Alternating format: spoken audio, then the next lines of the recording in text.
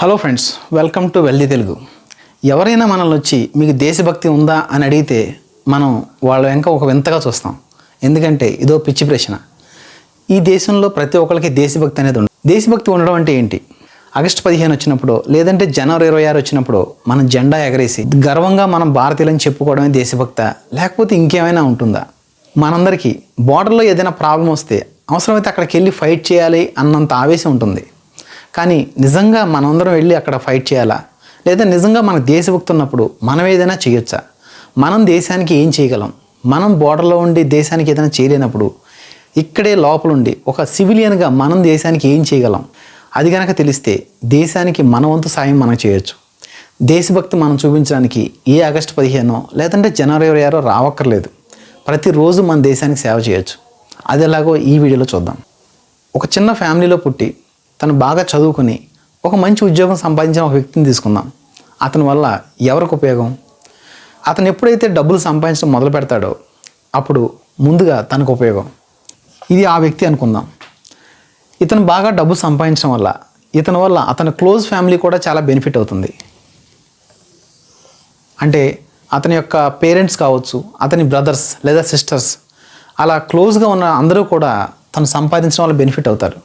తర్వాత అతను ఇంకా ఎక్కువ డబ్బులు సంపాదించాడు అనుకుందాం. అప్పుడు అందువల్ల ఎవరికి ఉపయోగం? అతను ఇంకా ఎక్కువ డబ్బులు సంపాదించడం వల్ల తన క్లోజ్ ఫ్యామిలీకి మాత్రమే కాదు, ఇంకా ఎక్కువ మంది బెనిఫిట్ అవుతారు. మనకు తెలుసు, ఇండైరెక్ట్ ఎంప్లాయ్మెంట్ అనేది ఒకటి ఉంటుంది. ఇండైరెక్ట్ ఎంప్లాయ్మెంట్ అంటే ఒక ఫ్యాక్టరీ పెట్టినప్పుడు ఒక 10,000 మందికి ఉద్యోగాలు వచ్చినాయి అనుకుందాం. దానివల్ల ఆ 10,000 కుటుంబాలు మాత్రమే బాగుపడవు. దాన్ని బేస్ చేసుకుని మరో 20-30 వేల కుటుంబాలకు కూడా ఉపాధి దొరుకుతుంది. అంటే ఒక వ్యక్తి జాబ్ చేయడం వల్ల అతనికి మాత్రమే కాదు, అతని చుట్టూ ఎంతోమందికి ఉపయోగపడతారు. మనం ఎదిగితే మనకి మాత్రమే ఉపయోగం కాదు, మన చుట్టూ ఎంతోమందికి ఉపయోగం. వాళ్ళు ఎవరు అంటే, మనం ఎవరి క్యాబ్ అయితే యూజ్ చేస్తామో ఆ క్యాబ్ డ్రైవర్ కావచ్చు, లేదంటే మనకు పాలు పోసేవాళ్ళు కావచ్చు, లేదంటే మనకి కూరగాయలు అమ్మేవాళ్ళు కావచ్చు. ఇలా ఎంతోమంది మన వల్ల ఇండైరెక్ట్గా బెనిఫిట్ అవుతారు. అంటే మనం ఎదగడం వల్ల ఫస్ట్ మన ఫ్యామిలీ బెనిఫిట్ అవుతుంది, అండ్ చుట్టూ ఉన్న చాలామంది కూడా ఇండైరెక్ట్గా బెనిఫిట్ అవుతారు. ఇక ఆ మనిషి అంతకంటే ఎక్కువ ఎదిగితే ఏం జరుగుతుంది? అంతకంటే ఎక్కువ ఎదిగితే ఇంకా ఎక్కువ మంది బెనిఫిట్ అవుతారు. బాగా ఎదిగితే ఎలా ఉంటుందో ఒక ఎగ్జాంపుల్ ద్వారా మీకు చెప్తాను. మెగాస్టార్ చిరంజీవి గారు మనందరికీ తెలుసు. ఆయన సినిమాల్లో చాలా సక్సెస్ అవడం వల్ల ఎవరు బెనిఫిట్ అయ్యారు? ఫస్ట్ ఆయన ఫ్యామిలీ, ఆయన చుట్టూ క్లోజ్గా ఉన్నటువంటి వాళ్ళ డ్రైవర్స్ కావచ్చు, వాళ్ళ పని వాళ్ళు కావచ్చు, అలాగే వాళ్ళ సర్వెంట్స్, వీళ్ళందరూ కూడా ఆయన వల్ల బెనిఫిట్ అయ్యారు. అయితే ఒక వ్యక్తి చాలా బాగా ఎదిగినప్పుడు అతన్ని సపోర్ట్ చేయడానికి ఒక పెద్ద మెకానిజం అవసరం అవుతుంది. మెగాస్టార్ చిరంజీవి గారి విషయంలో ఆ సపోర్ట్ మెకానిజం అంటే ఏంటంటే, ఆయన మూవీస్ తీసే డైరెక్టర్స్ కావచ్చు, ప్రొడ్యూసర్స్ కావచ్చు, లేకపోతే సినిమా ఇండస్ట్రీస్లో పనిచేసే చాలామంది వ్యక్తులు కావచ్చు, లేకపోతే మ్యూజిక్ డైరెక్టర్స్, సింగర్స్, ఇలా ఎంతోమంది సపోర్ట్ మెకానిజం ఉంటేనే ఆయన సినిమా తీయగలుగుతాడు. ఆయన సినిమా హిట్ అయితే ఆయన ఒక్కడే సక్సెస్ కాడు, ఆయనతో పాటు కొన్ని వేల మందికి సక్సెస్ అవుతారు. అంటే ఒక వ్యక్తి బాగా ఎదిగినప్పుడు అంత పెద్ద సపోర్ట్ మెకానిజం అవసరం అవుతుంది. అలాగే మీరు ఒక ఇండస్ట్రీ తీసుకున్నారనుకోండి, ఒక ముఖేష్ అంబానీ లాంటి వాళ్ళు ఎదిగినప్పుడు వాళ్ళకి సపోర్ట్ మెకానిజంగా కూడా చాలామంది ఉంటారు. ఎంతోమంది దానివల్ల డైరెక్ట్గా ఇండైరెక్ట్గా కూడా బెనిఫిట్ అవుతారు.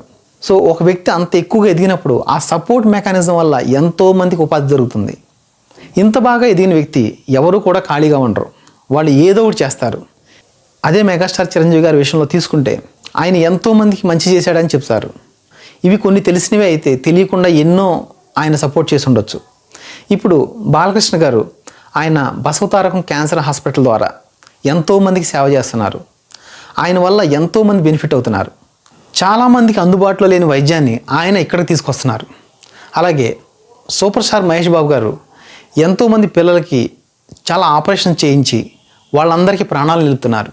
అంటే ఒక వ్యక్తి బాగా ఎదిగినప్పుడు అతను ఆటోమేటిక్గా సమాజానికి ఎంతో సహాయపడతాడు. తన వల్ల డైరెక్ట్గా ఇండైరెక్ట్గా ఎంతోమంది బెనిఫిట్ అవుతారు.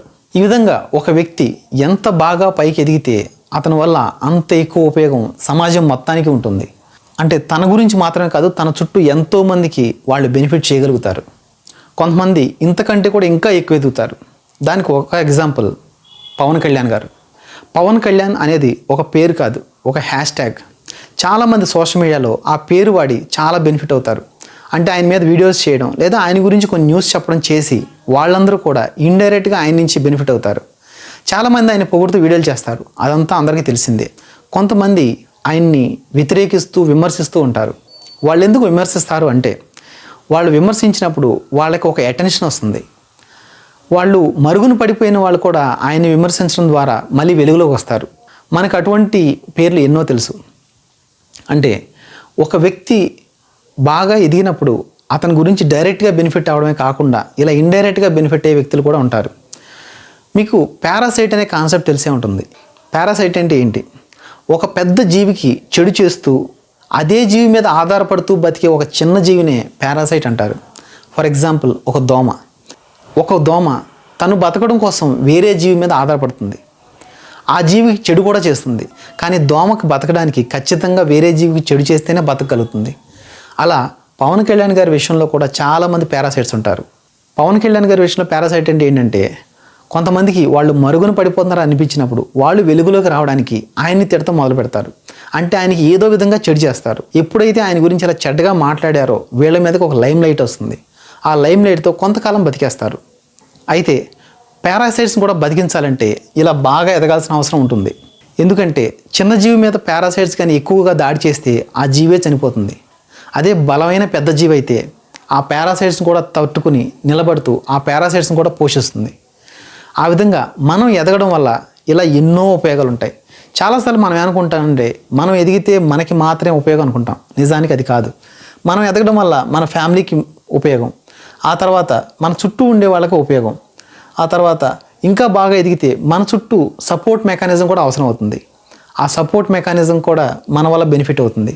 అంటే చిరంజీవి గారి విషయంలో వాళ్ళ డైరెక్టర్స్, ప్రొడ్యూసర్స్, అలాగే ముఖేష్ అంబానీ గారు లాంటి విషయంలో వాళ్ళ ఫ్యాక్టరీలో ఉండే వర్కర్స్ వీళ్ళంతా కూడా సపోర్ట్ మెకానిజంగా అవుతుంది.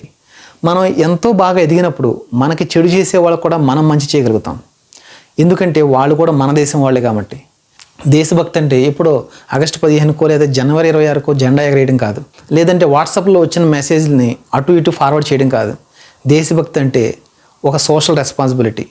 మనం ఒక గొప్ప వ్యక్తిగా ఎదిగినప్పుడు, మనం డబ్బులు సంపాదించినప్పుడు దానివల్ల ఇంతమంది బెనిఫిట్ అవుతారు. సో మనకు నిజమైన దేశభక్తి అనేది ఉంటే మనం ఎదగడం ముఖ్యం. ఎందుకంటే మనం డబ్బులు సంపాదిస్తున్నప్పుడే, మనం ఎదుగుతున్నప్పుడే మన చుట్టూ ఇంతమందికి బెనిఫిట్ జరుగుతుంది. కాబట్టి దేశం మీద ఎవరైతే బాధ్యత ఉందనుకుంటారో, దేశభక్తి ఎవరికైతే ఉందని అనుకుంటామో వాళ్ళందరం కూడా మనం ఖచ్చితంగా ఎదగడానికి ట్రై చేయాలి, దేశానికి ఉపయోగపడాలి. మన దేశంలో ముఖేష్ అంబానీ, రతన్ టాటా లాంటి వాళ్ళు ఎంతమంది ఎక్కువ ఉంటే మన దేశం అంత బలంగా ఉంటుంది. మన దేశంలో డబ్బులు సంపాదించిన వాళ్ళు ఎంత ఎక్కువ మంది ఉంటే ఆ దేశం అంత బలంగా ఉంటుంది. మనందరం ఉద్యోగాల కోసం అమెరికా పరిగెడతాం, కోట్లు ఖర్చు పెట్టి మరి అమెరికాలో చదువుకోవాలని చూస్తాం. దానికి కారణం ఏంటంటే అక్కడ ఎక్కువ ఉద్యోగాలు, ఎక్కువ అవకాశాలు, ఎక్కువ శాలరీ ఉండడం వల్ల. మన దేశాన్ని కూడా మనం అలా తయారు చేసుకోవాలంటే ప్రతి ఒక్కరి బాధ్యత వాళ్ళు బలంగా ఎదగడం. వాళ్ళు ఎంత బలంగా ఎదిగితే వాళ్ళు అంతమందిని పోషించగలుగుతారు. అప్పుడే దేశం బలంగా ఉంటుంది.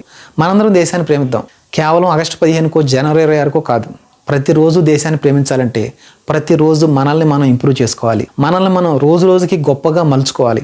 అప్పుడే మనం దేశానికి సేవ చేసినట్టు. మనం ప్రతిరోజు దేశభక్తులు కావాలి, అంతేగాని సంవత్సరానికి 2 సార్లు 3 సార్లు కాదు. ఈ వీడియో ఇక్కడి వరకు చూసినందుకు థ్యాంక్ యూ అండ్ జై హింద్.